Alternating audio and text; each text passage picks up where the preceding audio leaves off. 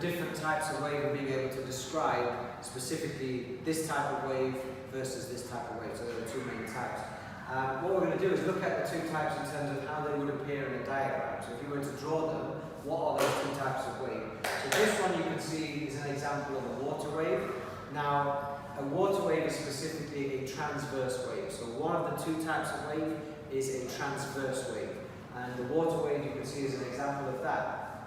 What we need to be able to define in terms of a transverse wave is how the wave travels from one point to another.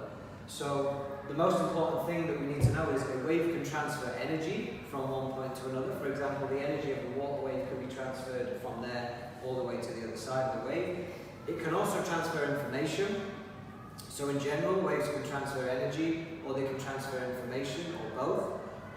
Obviously this water wave isn't actually transferring any information. There's nothing that can actually be found out from the water wave, but it can transfer the energy from one point to another.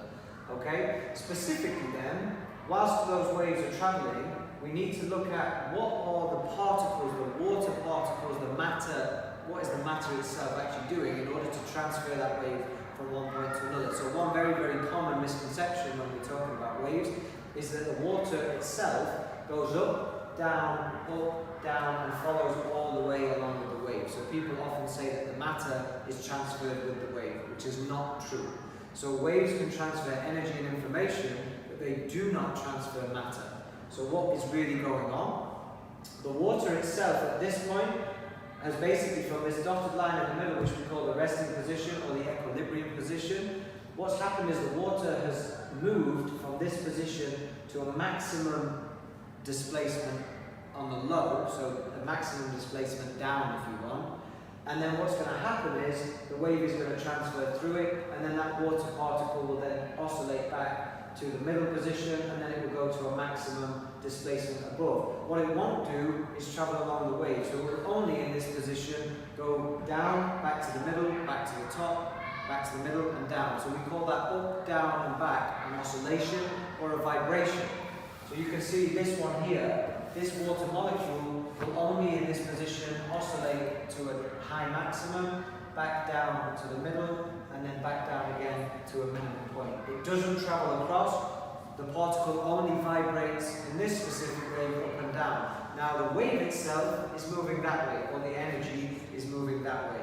So there are two things that are traveling along, either the energy or the direction of the wave itself.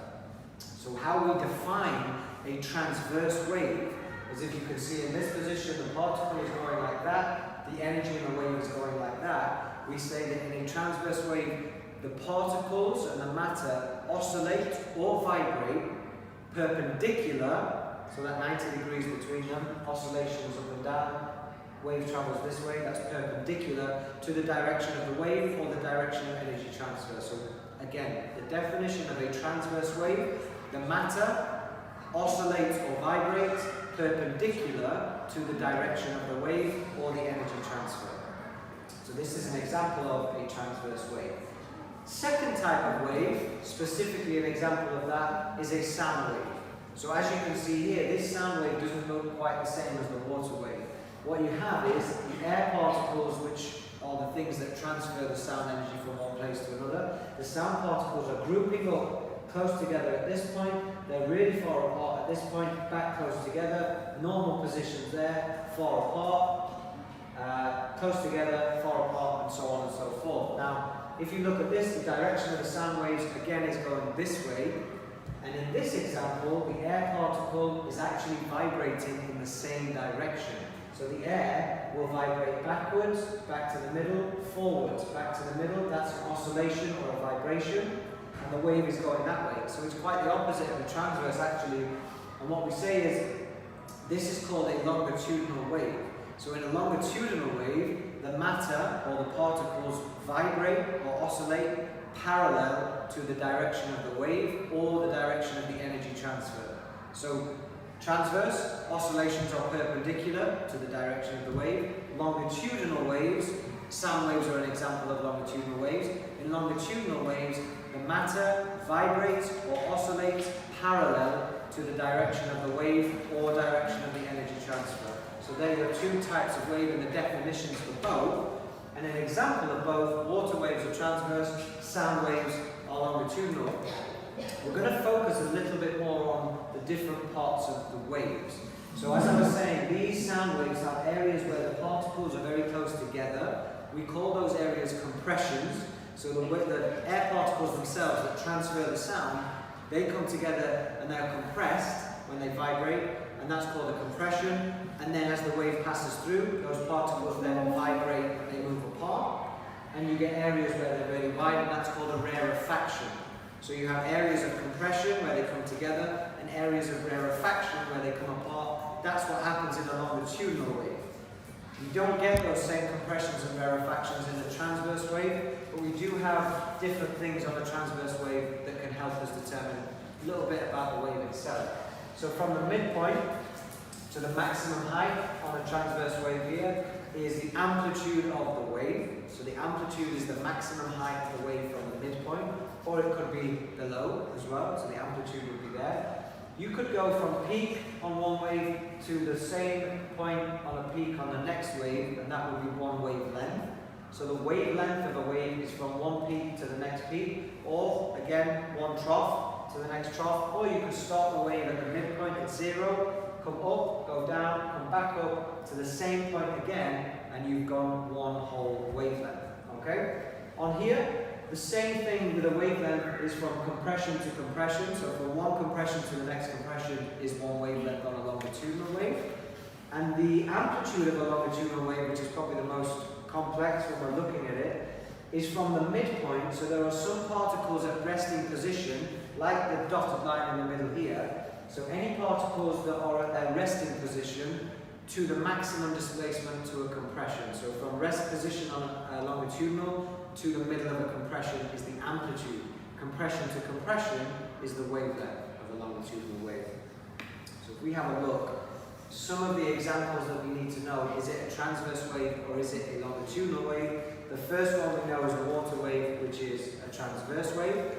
Light. So light is also a transverse wave. Actually, when we say light in general, we mean visible light. But what we could mean for light is all the different parts of the EM spectrum. So the electromagnetic spectrum has radio waves, microwaves, infrared, visible light, ultraviolet, X-rays and gamma rays. All of those are different types of light, and therefore all of the EM waves are all transverse waves.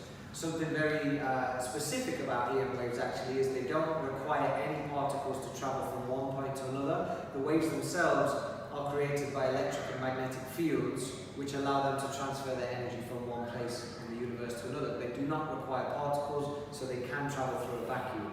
Okay? The sound waves we saw require particles. Longitudinal waves require those particles, so that's the reason sound can't travel through space, as it's a vacuum and there's no particles there. And the water wave we saw, although it was transverse, it does require water molecules to actually transfer the wave. So EM waves are one of the only waves we know do not require particles to transfer their energy, or others, but not that we need to know here. So sound wave we already looked at as a longitudinal wave. Seismic waves, which are more important at the end of chapter 4 on 4G infrasound, but we're going to look at them very quickly. Seismic waves are actually both transverse and longitudinal. There are two types of seismic wave. You have S waves, which are secondary or shear waves. They're the transverse wave. And then you have the P waves, which are pressure or primary waves, and they are the longitudinal. So in seismic waves for earthquakes, two types, S waves, P waves. S waves are transverse, and P waves are longitudinal. And then of course there's the famous Mexican wave, which generally happens at a sporting event in the crowd. People will stand up and then sit down, and the people next to them will stand up and sit down, so the wave goes around the stadium. The people themselves are moving up and down. Is essentially a transverse wave. Okay? So the other thing that we need to be aware of for 4a, so we've described the two types of wave. We said you have transverse waves and longitudinal waves. We've defined a transverse wave as matter or particles vibrating perpendicular to the direction of the wave or the energy transfer. We define longitudinal waves as matter or particles vibrating parallel to the direction of the wave or the direction of the energy transfer. Then we gave examples of both. So transverse, we had water waves on the surface of water. We had All EM waves, such as light, infrared, microwaves, radio, all parts of the EM spectrum. We also just saw the Mexican wave, and then a specific type of seismic wave, which is the S wave. All those are transverse waves. Then we said for longitudinal, we've got sound wave.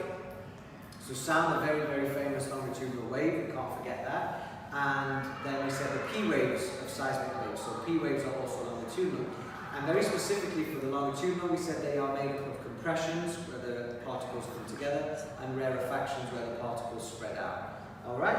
The other things we need to know, specifically the features, the characteristics of different waves, are frequency, amplitude, wavelength, period, or time period, and the velocity of the wave. So a definition of frequency of a wave is the number of complete waves that pass a point every second. So frequency is how many waves pass a point in 1 second, and it's measured in hertz, which we write as Hz, so capital H, small z. So the unit of frequency is hertz. How many waves pass a point every second is the definition of frequency. Also, it says there in brackets actually that frequency is known as pitch, and that pitch is specifically related to the frequency of sound.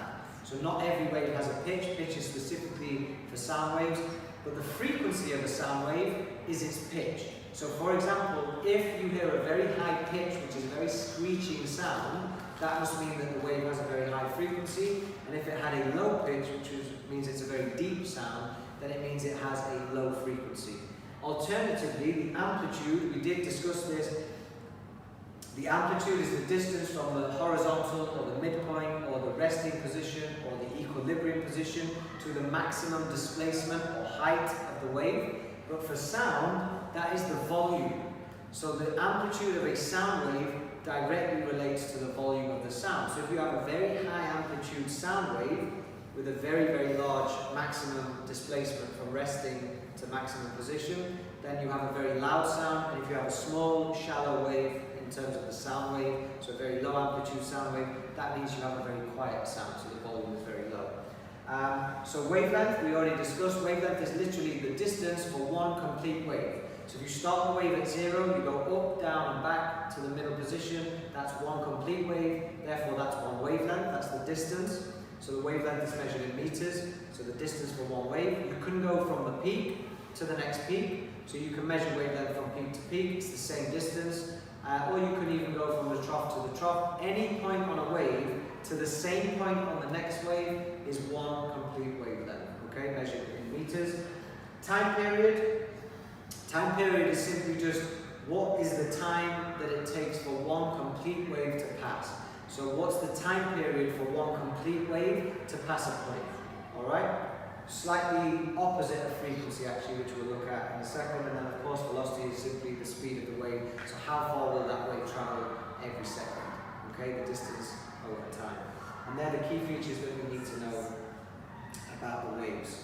Just having a look at an example of how we might find those things on a wave, you have 2 complete waves on this diagram. You have from 0 to 12 centimeters maximum, 0 to obviously minus 12 centimeters there. And it's saying that for this 2 complete waves, there is 56 meters between them, and the time for those 2 waves is 15 seconds. So we can find the amplitude, the wavelength, and the period just from this diagram. The amplitude, remember, goes from 0 to the maximum, which is 12 centimeters, 0.12 meters if we were to convert. We have 56 meters for 2 waves, which means there's 28 meters per wave. So the wavelength, up, down, and to there, is 28 meters. And then if it takes 15 seconds for 2 waves to pass, the period of these waves must be 7.5 seconds. So you have an amplitude, a wavelength, which is just the length of one wave, and then you have a time period, which is the time for just one wave. Now, if I say we know the period of a wave is, in this case, 7.5 seconds, what we can actually work out from that is the frequency of these waves as well. So how many waves would pass in 1 second? So 2 waves pass in 15 seconds, meaning 1 wave passes in 7.5 seconds. So obviously the number of waves passing in 1 second is going to be less than 1 wave. It's going to be around here somewhere, so a fraction of a wave. And the way that we can work that out is we can use an equation which is the frequency of a wave is equal to 1 divided by the time period of the wave. So So if I know the time period of the wave, I do 1 divided by the time period, and it gives me the frequency. Alternatively, if I were looking for the time period and I had the frequency, then you could do time period equals 1 divided by frequency. So essentially what we're saying is time period and frequency are the inverse of one another. So f equals 1 over t, and t equals 1 over f. In this specific example, I know that t, capital T, the time period is 7.5 seconds.